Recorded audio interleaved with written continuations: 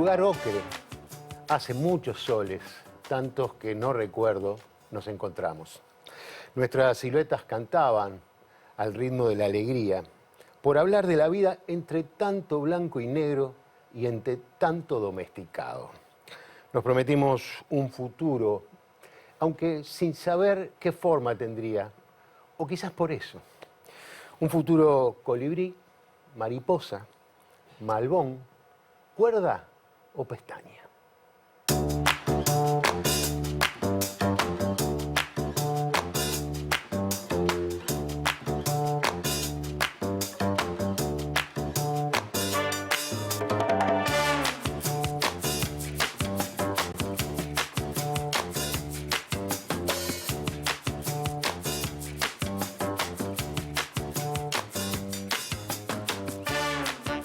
Hoy, en Ideas Cruzadas, le damos la bienvenida a Urbano Moraes, pajista, cantautor, alguien que invita a mirarnos de frente para sentir más fuerte el corazón y esperar juntos a que salga de nuevo el sol. Y Nicolás Ibarburu, guitarrista, compositor, recorrió la ruta de la seda en busca de lo que sueña, mares de estrellas y ojos nacientes. Junto a Gustavo Montemurro y Martín Ibarburu, integran la banda La Celeste. Buenas noches. Ellos van a decir que no, pero hoy tengo un equipo de primera. Urbano Moraes y Nicolás Ibarburu. Muchas gracias. Muchísimas gracias por venir. No, muchas gracias a ustedes por invitarnos. No, por favor, para mí es un placer poder compartir con ustedes. Bueno, Nico, contigo también. Gracias, un gustazo estar acá. Gracias. Bueno, me alegro mucho. Bueno, obviamente que vamos a hablar de música, ¿no? Pero lo primero que quiero decirles es que yo tengo una gran admiración por el trabajo de ustedes. Y entonces me siento como muy orgulloso de poder estar conversando. Con los dos, en particular contigo, que no tenía un contacto y que supe ser de los que iban a verte. ¿Verdad? Aunque te parezca mentira. Todo el mundo comete errores. No. Eso es. No.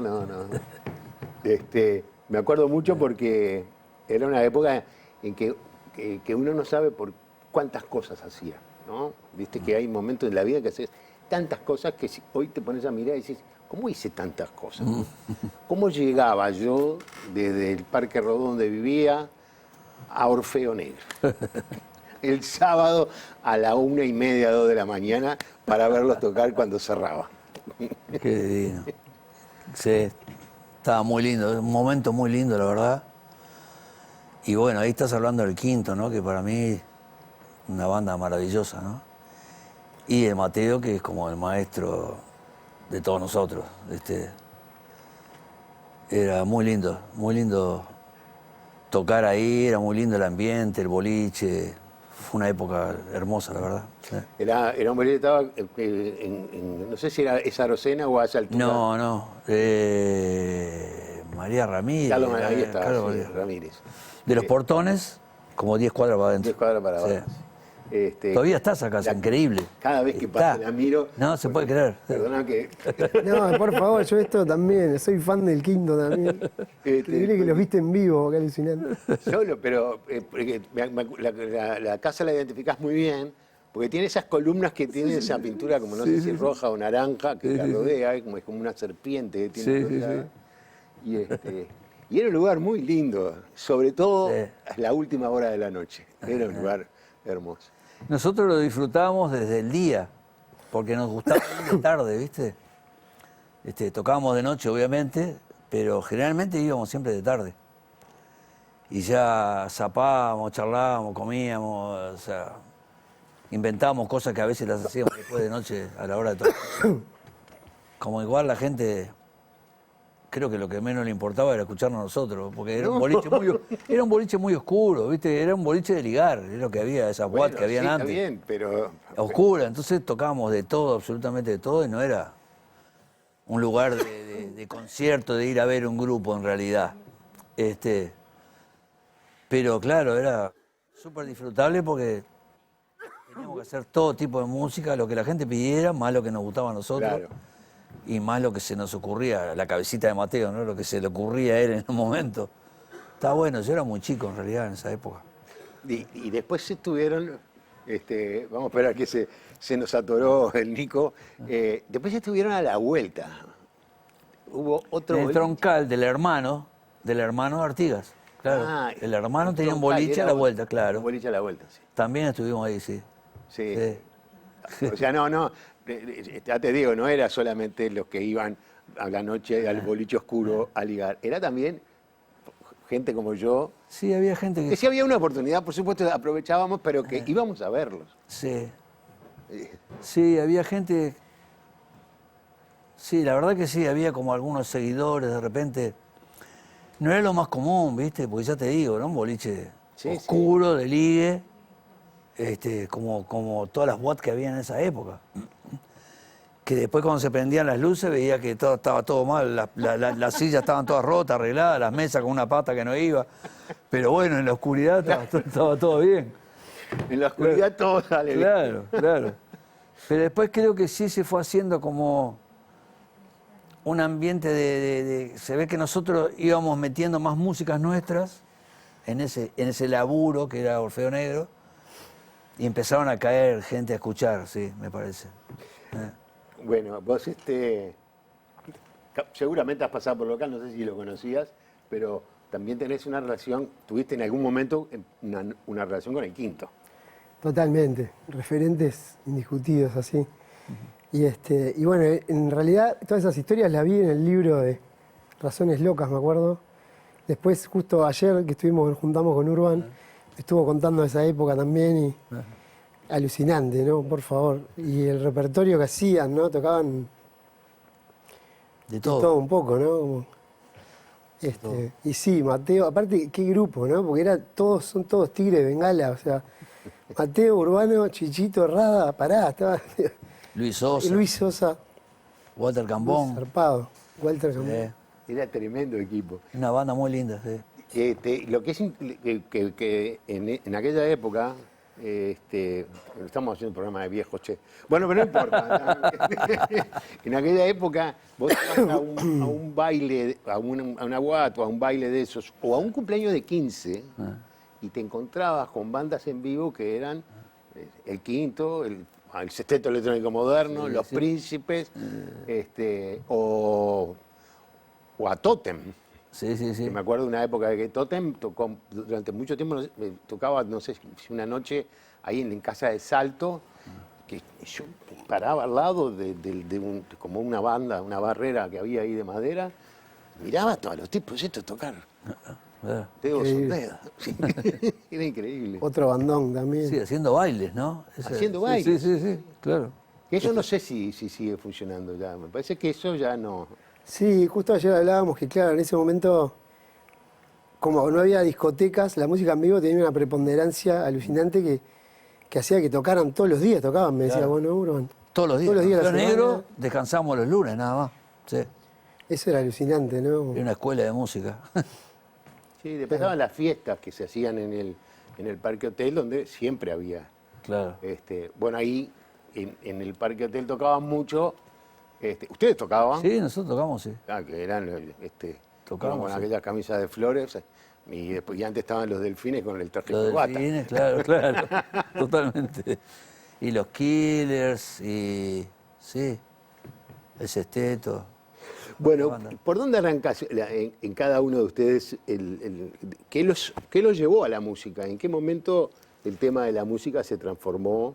Empezaron a darse cuenta que esto es lo mío y esto es lo que yo quiero hacer. Nació con la música. Nació músico. Nació música. Ya está. Muy fácil. Qué grande, Urban, mirá quién habla. Y sí. No, pero, ¿sabes qué? Creo que fue así familiar, porque se vivía mucho en mi casa. Mi viejo tocaba la viola hermosamente, mis tías cantan divino, y bueno, siempre estaba esa cosa del ritual, ¿viste? Los 24, los 31, de la cantarola familiar, ¿viste? Y se vivía como algo muy familiar y sagrado, ¿viste? Al mismo tiempo. Y todo de chiquito ya íbamos agarrando una percu, agarrando una violita, rimándonos. Y después la suerte de tener a mis hermanos que también aman la música y desde muy chiquitos como investigándola juntos. Martín, me acuerdo que pidió la bata para los Reyes a los 9 años, me acuerdo. Claro. Primero estudiábamos guitarra los tres, ¿viste? Y hasta que un día mi primo, Germán Macei, el guitarrista de Los Chicos Eléctricos, se compró una bata y Martín entró y quedó así, tipo hipnotizado. Quiero eso, ¿viste? Dijo. Y bueno, y mi vieja que nos aguantó con los instrumentos ahí en el sótano, negociando con vecinos, policías todo el tiempo. Obvio. Y tuvimos la suerte eso, de investigarla, ¿viste? Así en familia. Y medio así fue, un poco por ese lado, Ustedes son de Malvin, ¿no? de Malvin. Un barrio que tiene mucha música, o tenía mucha música. Un barrio, sí, bastante musiquero, muchas bandas. A la misma cuadra que nosotros estaban los buenos muchachos ahí, ensayaban, el Top Antuña y los Dalton. Después estaba la banda Raíces, que era el Nico Parrillo. Todo. Me acuerdo que le pedíamos prestado el parlante que había en Malvin y lo llevábamos en un skate, ¿viste? Por la bajada. Sí. Sí, impresionante, todo eso, esa etapa, ¿viste? De las primeras bandas. Y bueno, y hacíamos eso, los covers de Police con el Nico Sarcer y todo eso. Fue lo que fueron los Beatles de repente para digamos, anteriormente fueron para nosotros los Police, ¿viste? Y por tu lado, ¿cómo se arranca ese? Y por mi lado es ¿Qué hace músico? que mis hermanos más grandes, Chocho y Cayo, eran bateristas. Chocho era el baterista de los Delfines y Cayo el de los Shakers. Pero antes de eso ya tocaban, o sea, Cayo ya tocaba por todos lados mucho antes de eso. En realidad a los 15 años andaba tocando por los boliches. Y en el fondo de mi casa había un taller que se le habían dado al guitarrista de los Hot Blowers, a Moisés, que era un taller de autos que tenía fosa y todo y no se usaba. Y ahí pusieron el establecimiento industrial Los Inútiles, que después se hizo, claro, que miraba para el fondo de la casa y un cartel así enorme que ocupaba todo, establecimiento industrial Los Inútiles, que Camerata de Tango le hizo un tango, ¿no? Que se llama Los Inútiles. Y ahí se juntaban los músicos y la gente iba, yo qué sé, a arreglar los autos y las motos, pero yo creo que no se arreglaba nada, quedaban ahí, era tocar, se pasaban todas las noches tocando, haciendo comidas y yo me crié de chico viendo eso. Entonces eso fue lo que a mí me impulsó a la música. Ver cómo aparte de que eran tremendos músicos, ¿no? Porque a la vuelta a mi casa vivía Manolo Guardia. Y yo lo veía antes de Camerata de Tango, cuando tenía el quinteto de tango moderno, que era un disparate. Yo no tocaba, por supuesto, era un niño, iba a hacer los mandados y sentía y me metía para adentro.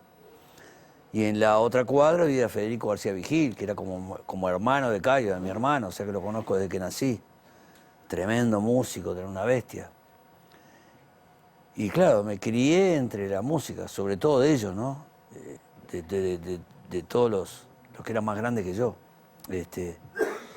Y me emocionaba no solo ver lo que tocaban, sino cómo vivían la música, ¿no?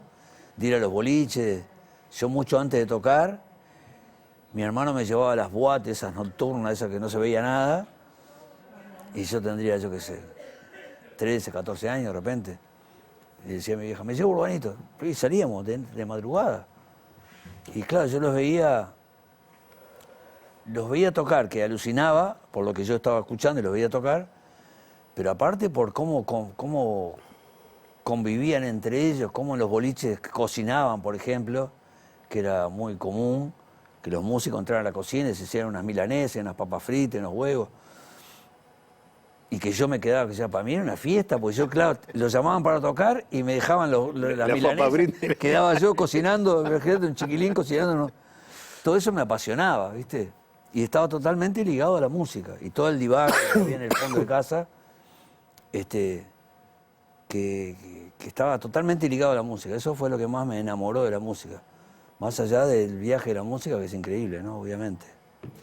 Yo les voy a pedir para hacer una pausa, pero quiero arrancar que me cuentes vos y tú por qué la elección del instrumento, o sea, por qué la guitarra y por qué el bajo. Un asunto económico. Ah, mirá. Como un asunto económico. Sí. Yo quería ser pianista y tendría que haber sido pianista. Y lo pienso y me quiero matar. O sea, no porque tuviera condiciones, porque no sé si las tengo. Nunca tuve condiciones por un instrumento realmente, ni nunca estudié. Pero yo sentía que el piano era mi instrumento de niño. Y en mi casa, yo era muy insoportable de niño, de chico no me aguantaba a nadie, me echaron de todas las escuelas, mi infancia fue brava. Y me mandaban a estudiar 1 hora todos los días para sacarme de encima, a las 10 de la mañana. A estudiar música. A estudiar piano. De piano. Al vecino pegaba a mi casa, que era como el mejor amigo de mi abuelo, digamos. Que es el abuelo de Eduardo Rizzo, el pianista, que Sí. toca con mucha gente, ¿no? Como la abuela Coca, con todo el mundo. ¿Y por qué te estaba diciendo esto? ¿Por qué? Pero no te daba para comprar un piano. Quería tocar el piano, ¿no? Cuando hicimos la primera banda, que fue los Knacks, una banda que hacíamos Beatles con el Pipo, nos vamos una banda, yo fui al Palacio, empecé a juntar plata para comprar un piano, o sea, un teclado, ¿no? Lo que eran los Farfisa en aquella época, ¿no? Los teclados eléctricos. Y me fui a laburar a Casa Praos, que es el abuelo de Mauricio, que está en Imparata, Praos, hoy en día. Ilustraba pianos para ganar un mango. Ilustraba pianos de cola y no sé qué, laburaba ahí adentro y armaba las primeras guitarras eléctricas que vinieron al país, que eran las Giannini de Brasil, Giannini. que venían para armar, ¿no? Todos esos, y cuando junté una guita, me fui a comprar el piano. Fui al Palacio de la Música, vengo a buscar un teclado. Y le mostré la guita que tenía y se rieron. O sea, no alcanzaba no llegaba ni... Y yo estaba convencido que tenía que empezar a tocar ya, no podía más. Porque además, en mi casa, no sé por qué a nadie se le ocurrió ayudarme a comprar un instrumento o algo, es raro, ¿viste? Sería porque era muy insoportable. Yo de chico. Claro, era insoportable. Y nunca me compraron nada. Y terminé la escuela, que era grande ya, porque repetí todos los años de la escuela. Me echaron de todas las escuelas, me echaron del Crano, me echaron de la escuela de Noruega, me echaron de la escuela de Brasil. Ya era un hombre cuando salí de la escuela. Y fui derecho a empezar a tocar y me iba a joder. Y le dije al tipo, yo no me voy de acá sin un instrumento, dame lo más barato que tenga. Me iba con una maraca igual. Y sacó un bajo uruguayo, una madera con 4 alambres, un Black Diamond. Black Diamond, tío, decir. Es los primeros bajos que se empezaron a hacer acá. Y bueno, me llevo esto. ¿Y yo qué hago con esto? Y tal, me puse a tocar el bajo. Por supuesto, con los años te enamorás del instrumento, ¿no? Pero preferiría ser pianista toda la vida, ni que hablar. O sea, tenés otra visión de la música. El pianista ve todo mucho más claro, lo ve todo más grande, más amplio, más... Es distinto, ¿viste? El bajo, ahora, los bajistas, el instrumento agarró cierto protagonismo, digamos, importancia en la música, creo que un poco a partir de Jaco Pastorius, que fue un tipo que revolucionó el instrumento. Pero siempre fue una cosa de estar ahí atrás apoyando. Sí, claro, como una... Que ahora a mí me gusta estar atrás apoyando, no me gusta estar adelante, pero bueno. Pero el piano, claro, para la composición, para armar orquesta, para toda esa magia, bueno. Pero está, no. No se dio. Terminé con el bajo. Ahora me contás en un instante Dale. por qué la elección del instrumento. Ya seguimos.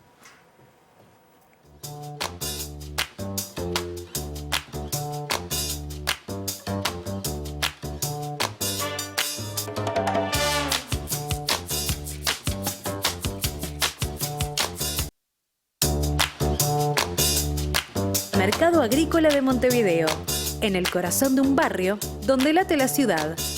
Mercado de Historias. Mercado de Historia.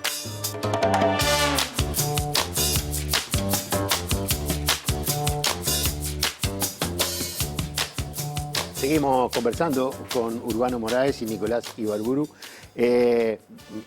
Nos quedamos hablando con él sobre lo del bajo. Viste que al final viniste a acompañarlo, ¿no? Viste, totalmente. Lo decías, nada más. Como siempre. No, se pelearon adelante cuando empezar. Uno decía, yo te vengo a acompañar a vos, no, vos me venís a acompañar a mí. A los ídolos yo los acompaño. Vos me contabas, en tu casa la guitarra estaba ahí, tu padre era un buen guitarrista, hay mucha música, pero tu hermano arrancó para la batería. Vos dijiste, yo soy guitarra. Totalmente. Yo creo que seguro que mi viejo incidió, porque recuerdo eso de cuando uno es niño, ver a un adulto haciendo algo que no era de adulto, ¿viste? El cual se ponía a tocar y estaba en otra, ¿viste? Se ponía a tocar y me parecía mágico. Después mi primo Germán Macei, ¿viste? Que tenían la banda, esos primos que te llevan 5 años, ¿viste? Entonces los idealizás, ¿viste? Los íbamos a escuchar ensayar y se nos volaba la cabeza. Ahí con guitarra eléctrica aparte, ¿viste? Que está, eso también, ahí me sedujo más ese mundo. Y Germán me mostró un video de Jimi Hendrix tocando en Monterrey, que eso fue una experiencia tipo transformadora. Yo, después de ver eso, como que dije, yo quiero eso, así que quedé como fascinado. Y ahí mi viejo me compró una SG marca Perro, que ni siquiera era Black Diamond, no tenía nada, no decía nada del gozo. Pero era tipo SG el modelo, y un ampli chiquitito. Es una guitarra LSG. SG es como el modelo tipo... de los cuernitos. La de Angus Young, la de sí, ese modelo. Y claro, y ahí ya quedé completamente hipnotizado con la guitarra para siempre. Mirá,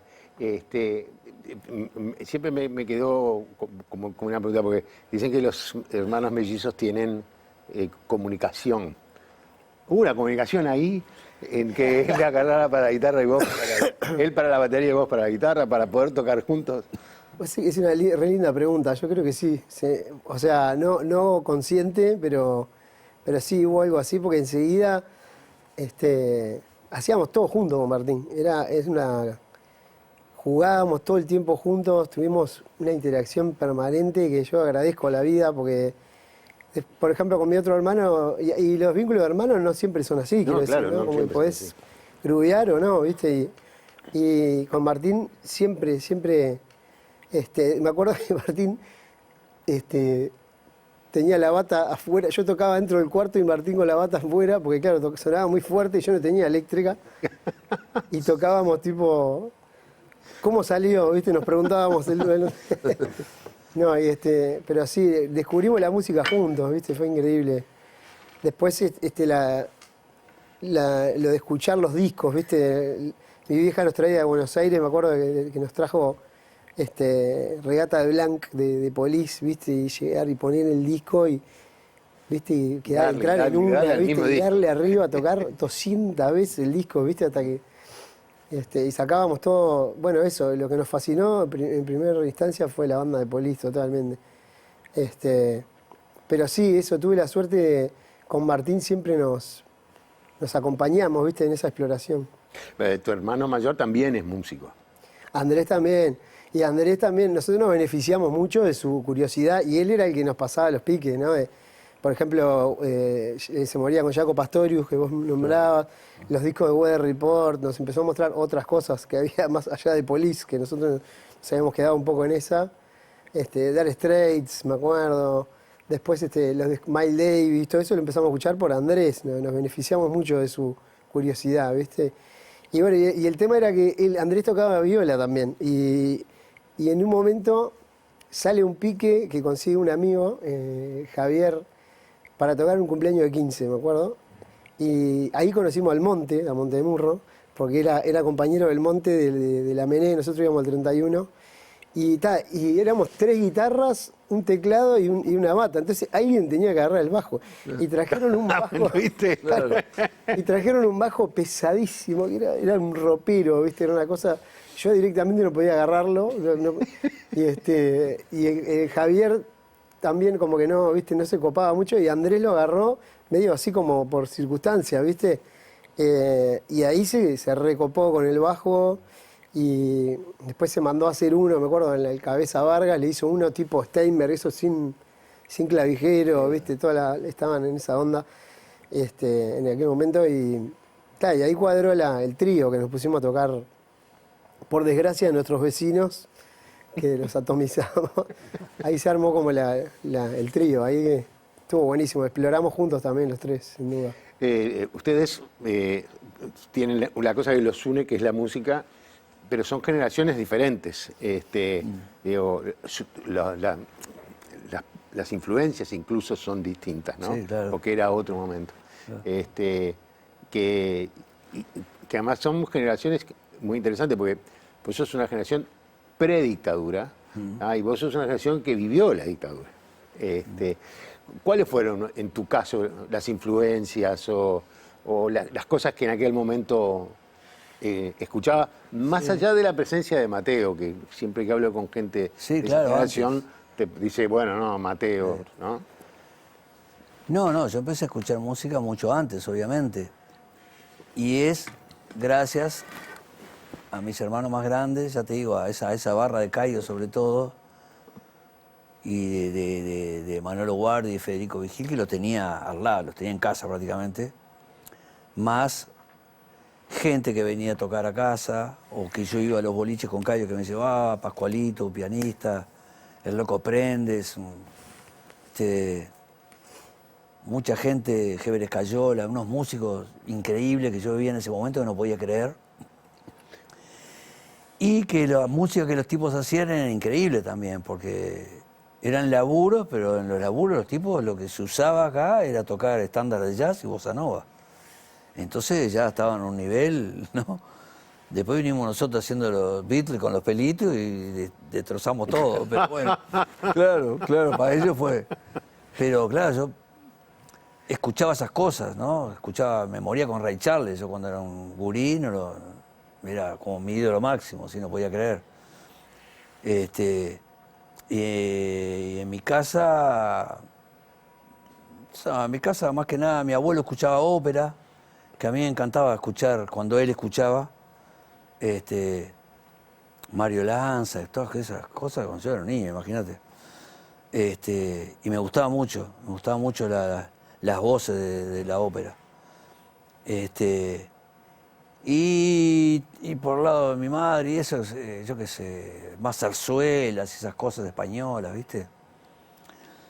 Pero después ya cuando me empecé a meter, infiltrar más ahí en el mundo así de los músicos, antes de tocar, ya empecé a escuchar otras cosas y una gran influencia creo que la música brasilera. Creo que la tenía toda esa generación más grande que yo, tenían esa influencia. Tenían el jazz por un lado y mucho la música brasilera, influyó mucho en los músicos uruguayos. Y cuando conocí a Mateo, que fue al año de tocar en realidad, porque yo hice esa banda, los Knacks, que hacíamos Beatles, que éramos un enfermo de los Beatles, pero al año esa banda se disolvió, Mateo me llama para entrar al quinto, y ahí, claro, Mateo era re fan también de la música brasilera. Entonces ya empezamos a curtir los tríos brasileros, más que nada el Tamba Trío, que era increíble, mucha música brasilera. Yo creo que... ¿Y cómo surge el candombe beat? Que quizás es, es el distintivo, no sé, capaz que estoy equivocado, pero es el distintivo aquel... Sí, eso es Mateo, la cabeza de él. O sea, Mateo resuelve un día que hay que hacer candombe y cantar en castellano, porque todas las bandas que había acá cantaban en inglés. Es totalmente lógico, al principio pareció una locura, pero todas las bandas cantaban en inglés. Y no solo cantaban en inglés, sino que imitaban a una banda, inglesa o americana. ¿No? No sé, los Demos, los Encadenados, que imitaban a los Rolling Stones, bueno, nosotros que hacíamos Beatles, los Delfines que hacían los King. Cada uno imitaba a grupos. Y Mateo, con la musicalidad de esa bestia, dijo, yo voy a estar imitando, claro. Entró a componer. Y el candombe es algo que en realidad lo curtimos todo de niño. O sea, era muy común salir a tocar el tambor cuando sos un niño, con un tamborcito y pintarte la cara de negro, que ponías un corcho en el fuego y lo dejabas negro y te pintabas y conseguir una ropa de color, era re común. Inclusive hasta para manguear guita de gurí, ¿viste? Salir por los barrios mangueando guita, 2 o 3 gurises tocando el tambor. Horrible, ¿no? Pero tocábamos. Claro, pero era... Y después empezar a ver ya a la gente que toca, ¿no? Yo me acuerdo haber entrado con Mateo al conventillo Cuarén, seguimos a Morenada y se metían, terminaba la llamada y se metían adentro del conventillo y ahí se armaba la fiesta más grande en realidad. Claro. Eran toda la familia, los balcones, toda la gente, niños, viejas, todo el mundo candombeando, ¿viste? Era lo más salado eso, mucho más que la llamada mismo. Entonces, claro, te quedas fascinado, ¿viste? Y yo creo que, bueno, fue él, en realidad él fue el que, si bien Manolo Guardia ya venía haciendo unos candombes, más pionero y eso, pero que es raro también porque en realidad, ¿viste? Siempre se habló como el quinto es la banda, lo que sí está clarísimo, la banda que empieza a cantar en castellano. Que no Sí, había, eso me queda está clarísimo.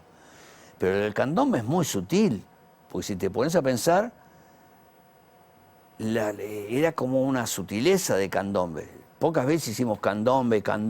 Sin embargo... Bueno, pero tenían tumbadora. Claro, bueno, eso claro. Después de ligar unos tomatazos, unos jugazos que nos tiraban del escenario, claro. Porque imagínate, Claro, cantar en castellano, subir a un escenario era la terrajada para todo el mundo. Estos son los Qué loco terrajas. eso. Claro. Pero al tiempo, no sé, se ve que todo el mundo se empezó a dar cuenta, esto es lo nuestro, Está buenísimo. tenemos el poder. Y todo el mundo empezó a cantar. Es increíble el cambio que hizo esa Claro. bestia. ¿Cómo te fusionás con él y con Mateo? Porque yo te decía antes de entrar que estuve escuchando una parte de la Ruta de la Seda. ¿Está bien? ¿Es la Ruta de la Seda? Sí, ¿Está? sí, señor. Y que me sorprendí alguna cosa que dije, esto es muy Mateo, ¿no? ¿Cómo te encontrás con esa generación de él y con ese Mateo y digo, ¿qué influencia tiene en tu composición el vínculo con Urbano? ¿Cómo funciona eso? Mirá, Digo, si la tiene, sí, ¿no? sí, Capaz totalmente. que viniste a acompañarlo y no tiene ningún problema. No, yo vine a acompañarlo a él. No, totalmente, lo que vos decís, tal cual. Nosotros, claro, empezamos más curtiendo estas otras bandas que yo te mencionaba. A la vez también íbamos al tablado Malvin y veíamos las comparsas, las murgas. También había cuerda en Malvin, salían a tocar los tambores. También como mucho más así amateur que los verdaderos barrios candomberos, ¿no? Pero se tocaba un poquito. Y claro, el momento que empezamos a tocar con Jaime, nosotros teníamos 19 años, ¿viste? Cuando empezamos a tocar con el Jaime. En realidad, antes, a los 18, hice un toque con Rada, me acuerdo. Mirá. Y ahí ya escuchábamos, ¿viste? Ya conocíamos quién era Rada, quién era Jaime. Pero ¿De Punta del Este ese toque? sí, estaba totalmente. Mariana. Que estaba Urbano, Claro. ahí nos conocimos. Era un niño. Ahí nos Sí, conocimos. sí, me acuerdo. Yo tengo la foto de eso. Rada vivía en México todavía, y lo llamó Urbano, que armaron la banda. Era Osvaldo, Mariana y Urbano. Y yo tocaba la viola que tenía 17 años, boludo. Sí. Creo que tenía Tengo la 18. foto de eso. El pibe bazooka me puso Rada. Por los gorritos, claro. Todavía una cosa increíble. Y ahí nos conocimos con Urban. Claro. Y ahí me empezó a caer la ficha, ¿viste? De todo eso. Después, lo que sí recuerdo después cuando empecé a tocar con Jaime, que él me regaló el Mateo Solo Vincelame. En realidad, Mateo clásico que tenía Mateo Solo Vincelame y Mateo Trasante, los dos.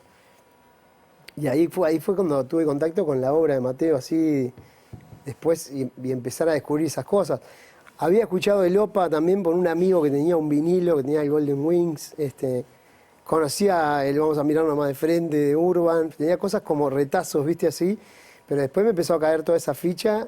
Y claro, nos empezó a pegar esa mística que ellos sembraron, ¿no? Increíble, también de sentirse parte de algo, viste, como de explorar esos lenguajes que son de acá, ¿no? Y que la música de cada lugar tiene una fuerza única en ese lugar, ¿no? Y y bueno, y sin duda que nos cambió todo. Ahí fue que empezamos a nosotros teníamos una banda que llamaba Pepe González en ese momento, Claro. que tocábamos instrumental. Entonces se ve clarísimo, el primer disco era una cosa medio jazz rock, viste, que escuchábamos, queríamos viste, tocar cosas tipo, bueno, Marcus Miller, escuchábamos cosas como mucho más de afuera. Y el segundo disco, que se llama Febrero, es todo esto, candombe, beat, murga, todo. De hecho, hay una canción que se llama Faro, donde hacemos todos pedacitos de temas de ellos. Están como unas citas, ¿viste? Como así un mosaico de citas. Y nos pegó muy fuerte de descubrir eso, que después, incluso, bueno, después, muchos años después, me fui a tocar a Buenos Aires y podría haber seguido medio por otro rumbo. En un momento que me tiró fuerte eso, ¿viste? Esa sensación de pertenencia y de venir acá y explorar esos lenguajes. Por eso hasta el disco último que hice, La Ruta de la Seda, sigue teniendo esa influencia, sin duda. Así que me halaga que me digas que encontraste algo medio por favor. Mateo o medio urbano ahí, me halaga profundamente.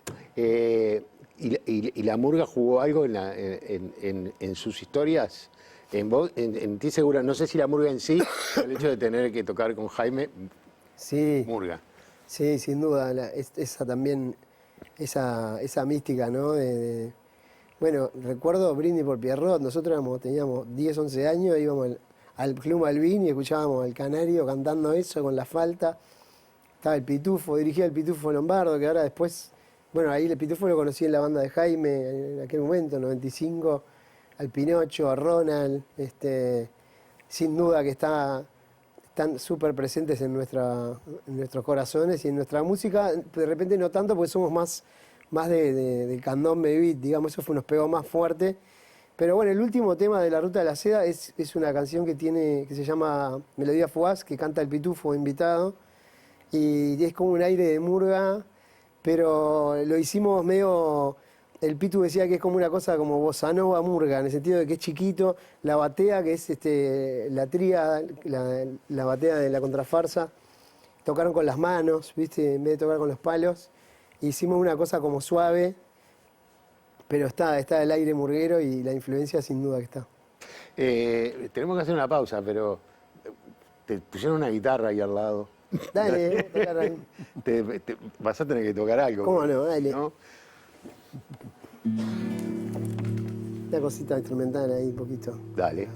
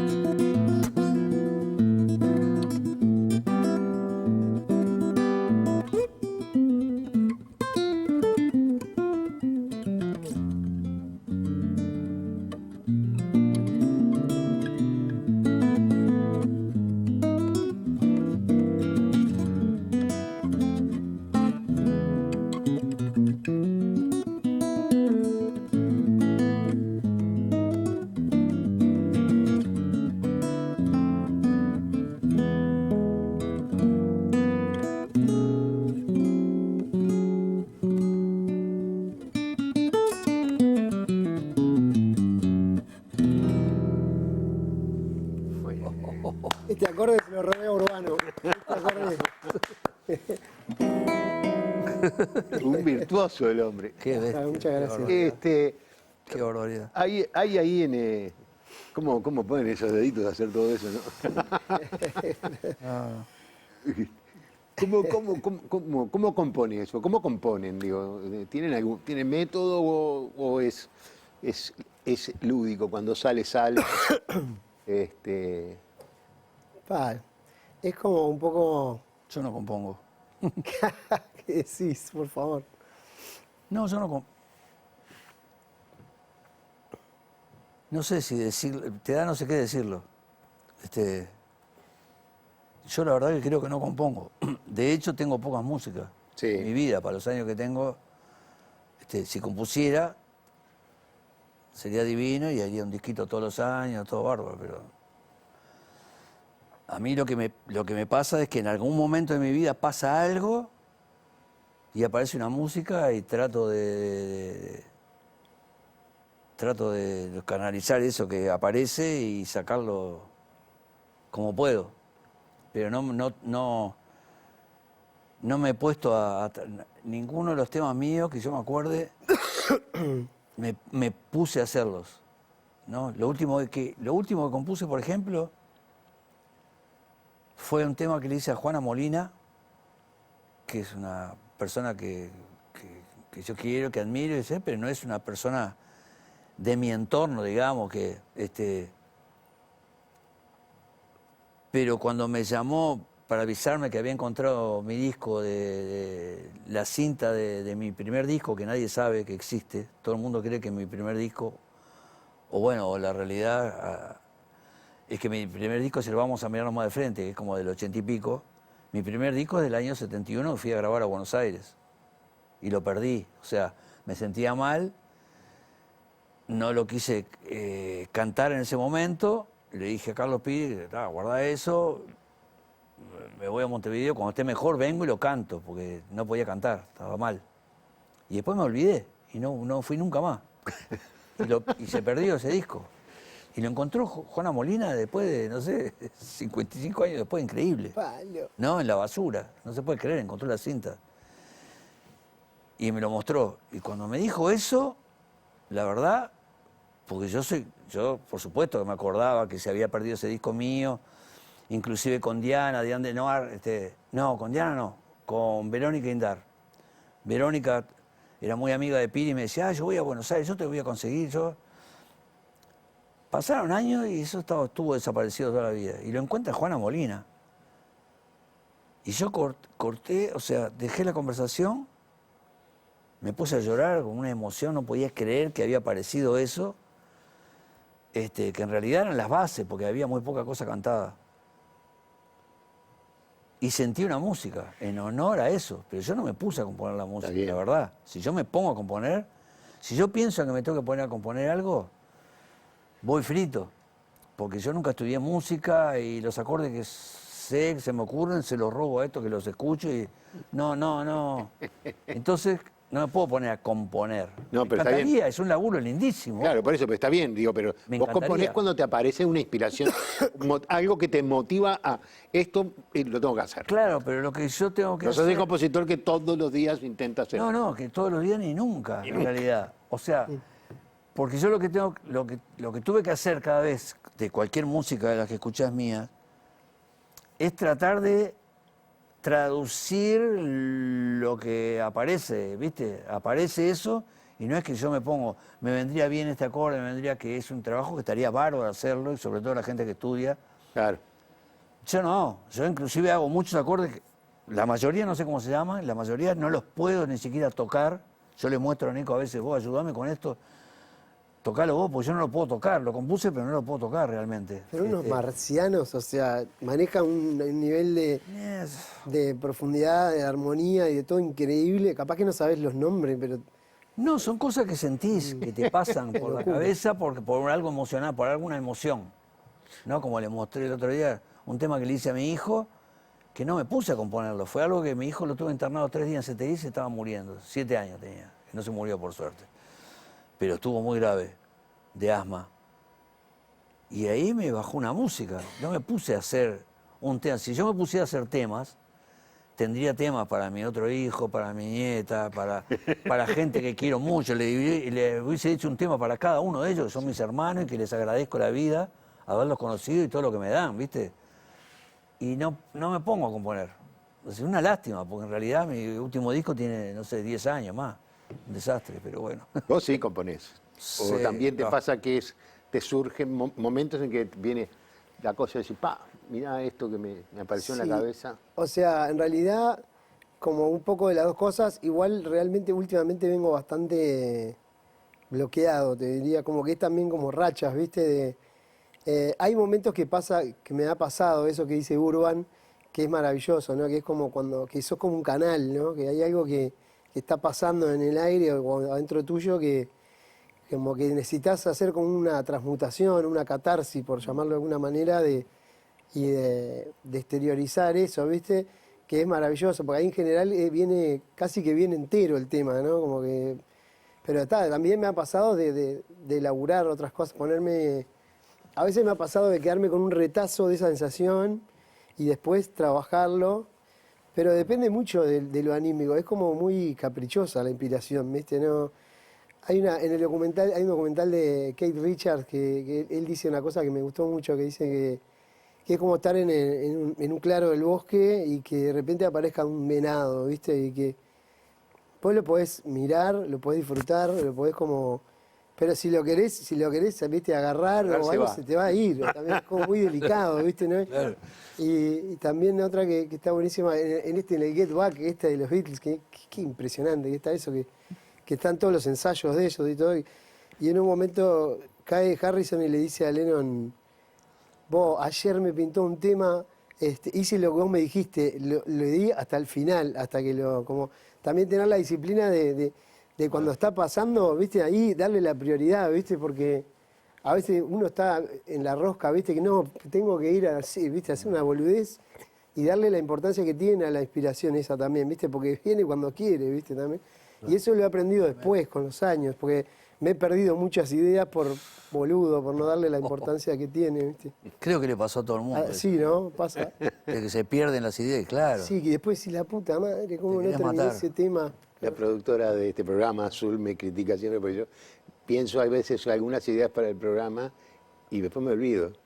No le presté atención, simplemente, ¿por qué no la anoté? Jamás Claro. ahora con un celular y así, tal cosa. Claro, Bueno, totalmente. un programa. Eso, Claro, aunque sea una nota de voz ahí, claro. Claro, exactamente. Claro. Y eso que me regaló una libretita para que anotara eso. Tengo que hacer una pausa, pero me quedé bueno, me quedé con muchas cosas, ¿no? Yo estoy disfrutando mucho, les aviso. Yo también. Nosotros también, creo. Y que me quedé pensando esa cosa que mencionaste sobre el Get Back, el de los Beatles.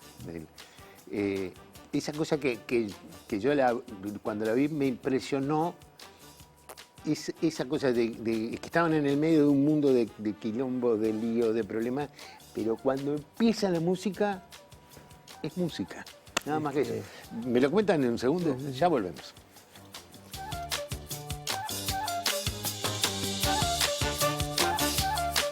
Presentó Mercado Agrícola de Montevideo, en el corazón de un barrio donde late la ciudad. Mercado de Historias. Mercado de Historia.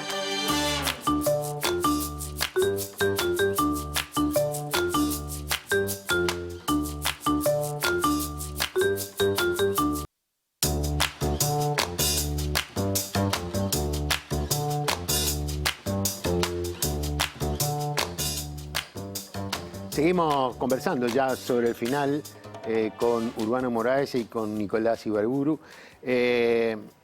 Vas a presentar, Nico, tu nuevo disco solista, La Ruta de la Seda, perdón, el 14 de junio en la Sala Citarrosa. ¿Cómo viene eso? Mucha gente te va a estar acompañando. ¿Cómo viene ese trabajo? Divino, la verdad, re contento con eso. Por primera vez en muchas así presentaciones de cosas estuve ensayando bastante, lo venimos preparando con mucho cariño ahí, ensayando en lo de Martín, mi hermano. Y bueno, va a estar el Pomo Vera en el bajo, Kobe Acosta en la percu, Martín en la bata, el Chancho Peirú en las teclas, un coro femenino hermoso que va a estar Silvina Gómez, la Ceci de los Santos y mi sobrina Maitena. Después va a estar mi hijo, el Valen, cantando. Va a estar mi hermano Agustín también, así que viene bastante familiar la cosa. y súper contentos. Ahí 21 horas en la Citarrosa, tocando temas del último disco, casi todo entero, y Y después cosas más viejas también. Cosa instrumental que toqué también va a estar ahí. ¿Tu hijo hace rap? Sí, está en esa, música urbana, como le dicen. Música urbana. ¿Cómo te llevas con esa nueva música o con...? Y me da no sé qué porque lleva mi nombre, pero Claro, no me te iba a llama para decir. hacerlo. ¿Viste? Es como cuando pasa por las peluquerías y lugares, urban por todos lados, pero yo no aparezco. Pero vos no recibís nada. No recibo nada.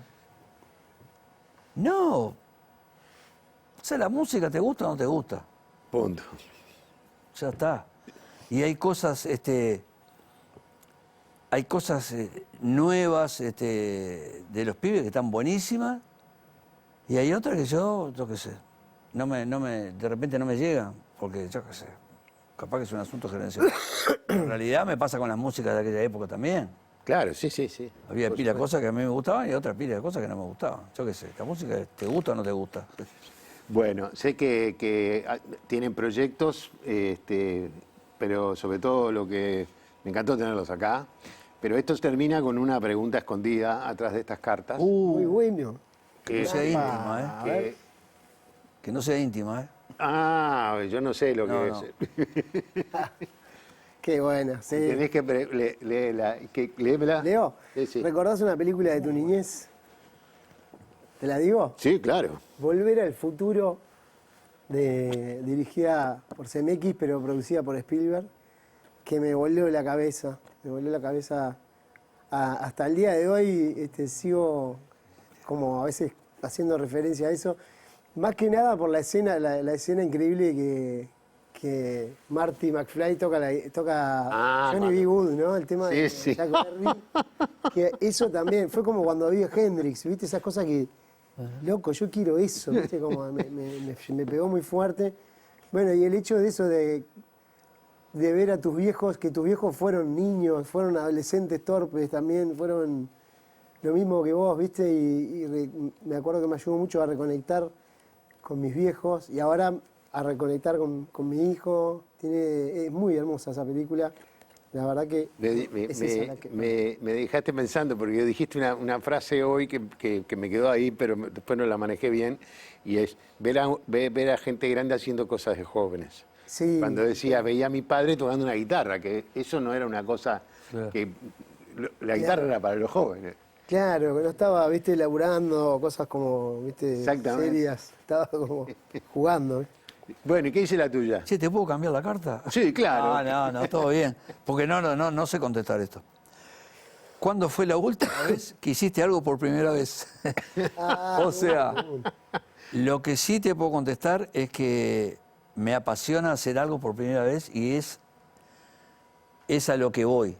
Es mi mayor preocupación. Hacer algo por primera vez. Cada cosa que haga, o sea, esa cosa de